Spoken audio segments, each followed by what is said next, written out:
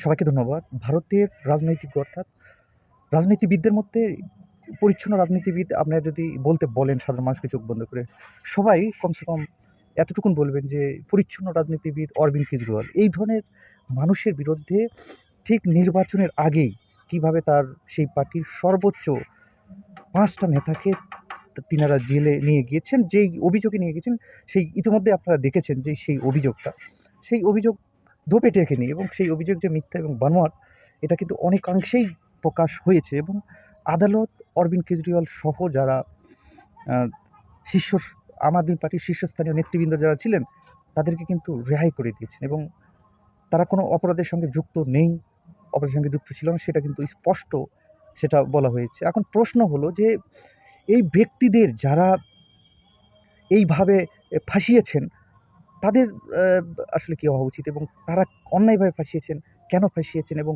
ফাঁসানোর কারণে এই পার্টি একটি জাতীয় নেতৃত্বের পর্যায়ে যেই পার্টিটা ছিলেন সেই পার্টিকে কিভাবে অ্যা এ চূর্ণ-বিচূর্ণ করে দেওয়া হয়েছে, এটার ক্ষতিপূরণ কি দেবে? এবং যেই পার্টি অবিস্মরণীয় ভবিষ্যতের পথে একটা দেশ ১৪০ কোটি মানুষকে নিয়ে যাচ্ছিলেন, তাদের কি তাদের যে ক্ষতি হয়েছে এটার আম যেই ক্ষতিপূরণ সেটা কে দিবেন? এটাই প্রশ্ন। এবং আপনারা ভিডিওটা দেখবেন। অরবিন্দ কেজরিওয়ালের ইতিমধ্যে আপনারা সমস্ত কিছুই জানেন এবং পরিচ্ছন্ন সবাই পরিচ্ছন্ন রাজনীতিবিদের একটি উজ্জ্বল নক্ষত্র হিসেবে কিংবা অরবিন্দ কেজরিওয়ালকে যেভাবে মানুষ দেখেন এবং প্রত্যেকটা মানুষের সমস্যা থাকে।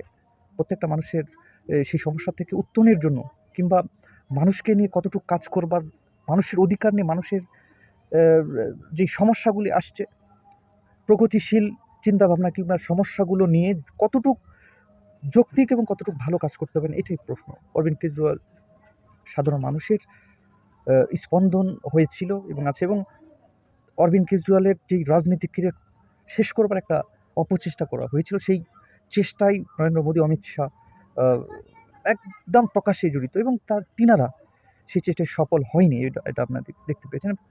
এ ধরনের সত্য অরবিন্দ কেজরিওয়ালের মতো কিংবা সারা দেশে ইন্ডিয়ায় তথা ইন্ডিয়ার বাইরেও যারা রয়েছেন, সারা দেশে যারা সত্যকে প্রচার করবার চেষ্টা করেন, তাদেরকে সমর্থন করুন, তাদেরকে সহযোগিতা করুন। সবাইকে ধন্যবাদ।